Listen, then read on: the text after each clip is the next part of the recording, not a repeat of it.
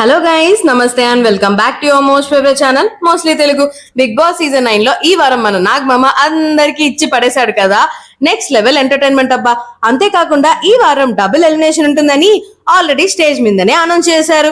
ఇకపోతే మన నాగమామ అన్నట్లుగా వైల్డ్ స్ట్రాంగ్ గా వైల్డెస్ట్ ఎలిమినేషన్ అంటే మచ్ అవైటెడ్ అని నాకు అనిపిస్తుంది. ఫ్లోరా గారు, అవును ఫ్లోరా గారు బిగ్ బాస్ సీజన్ 9 నుంచి ఎలిమినేట్ అవ్వడం జరిగింది.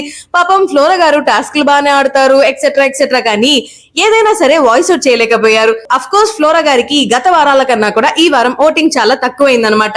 ఎందుకంటే ఆబ్వియస్లీ ఓటింగ్ లో చాలా మంది ఉన్నారు కాబట్టి. మరి ఫ్లోరా గారు ఎలిమినేట్ అయిన వెంటనే సంజన గారు డ్రామా ప్లే చేస్తారు చూడండి.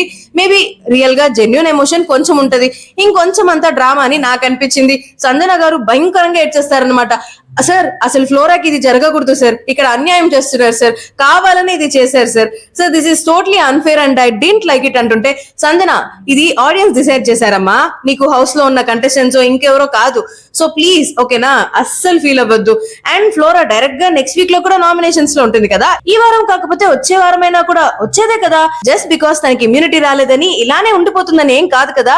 బీ కూల్, స్ట్రాంగ్ గా ఉండు అనేసరికి ఫ్లోరా వచ్చేసి, Sanjana garu please don't cry for me, I'm very happy, I already told you కదా, నేను ఎప్పుడు వెళ్ళినా హ్యాపీగా నవ్వుతూనే పంపించండి అని, please Sanjana garu please don't cry for me అన్నట్లుగా ఫ్లోరా సైతం ఓదారుస్తుంది అనమాట. మరి Flora elimination fair or unfair మీరేమనుకుంటున్నారు? కమెంట్ బాక్స్ లో కామెంట్ అయితే చేసేయండి. ఎవిక్షన్ కార్డ్ ఇచ్చేసి మరీ పంపించేశారు పాపం ఫ్లోరా గారిని కదా. అండ్ అప్పుడప్పుడు యూట్యూబ్ లో మోస్ట్లీ తెలుగు అని సెర్చ్ చేసేసి మన ఛానల్ ని సబ్స్క్రైబ్ చేసుకోండి, సో దట్ అస్సలు ఏ అప్డేట్స్ కూడా మిస్ అవ్వరు.